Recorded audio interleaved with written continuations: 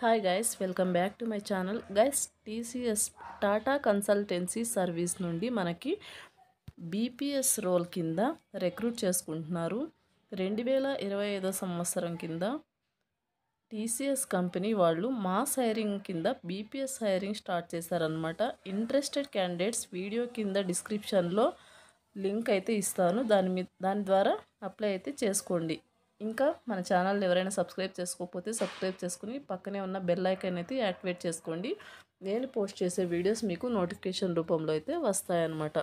So notification details కనుక చూసుకున్నట్టయితే TCS Tata consultancy service నుండి bring your brilliance to BPS TCS BPS hiring for 2025 year కింద 2025 graduates కోసం వీళ్ళు రిక్రూట్ చేసుకుంటున్నారనమాట. So first registration end date కనుక చూసుకున్నట్టయితే January 25 అనమాట.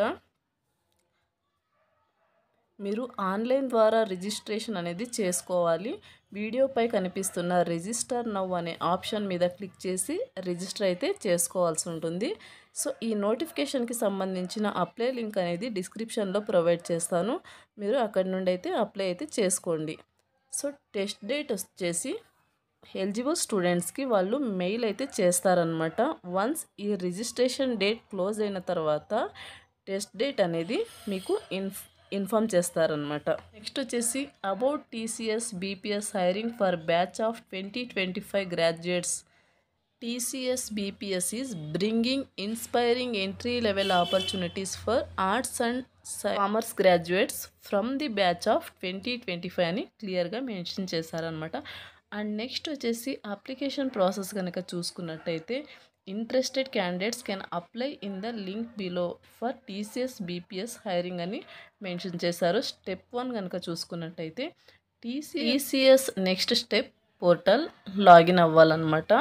సో నెక్స్ట్ వచ్చేసి స్టెప్ 2 డీటెయిల్స్ కనుక చూసుకున్నట్టయితే application form it is mandatory to update. Aadhaar కార్డులో మీ name and date of birth ఏ విధంగా ఉంటుందో so same as it is అలానే మీరు అప్డేట్ అయితే చేయాల్సి ఉంటుందన్నమాట. అండ్ నెక్స్ట్ వచ్చేసి please ensure that the details you have updated correctly before submission. మీరు డీటెయిల్స్ని మీరు సబ్మిట్ చేసే ముందు డీటెయిల్స్ని కరెక్ట్గా అప్డేట్ చేశారా లేదా అనేది ఒకసారి చెక్ చేసుకోవాలన్నమాట. సో నెక్స్ట్ వచ్చేసి incorrect details submitted may lead to disqualification of your candidature. So ఎవరైతే ఇన్కరెక్ట్గా డీటెయిల్స్ సబ్మిట్ చేస్తుంటారో వాళ్ళనైతే డిస్క్వాలిఫై అయితే చేయడం అనేది జరుగుతుందన్నమాట. సో నెక్స్ట్ వచ్చేసి apply for TCS BPS hiring process అని ఉంటుంది. దాని ద్వారా apply for the drive option click చేసి అప్లై అయితే చేసుకోవాలన్నమాట. ఎలిజిబిలిటీ క్రైటీరియా కనుక చూసుకున్నట్టయితే 3 ఇయర్స్ ఫుల్ టైమ్ గ్రాడ్యుయేట్స్ ఎవరైతే 3 ఇయర్స్ ఫుల్ టైమ్ గ్రాడ్యుయేట్స్ ఉంటారో from BCom BA BAF BBI BBA BBM BMS from the batch of 2025 may apply.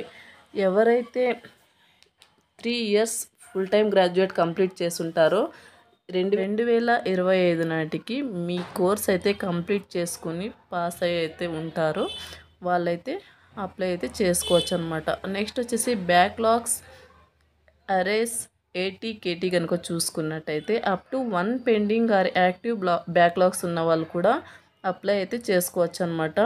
And next వచ్చేసి no pending backlogs will be permitted at the time of joining TCS.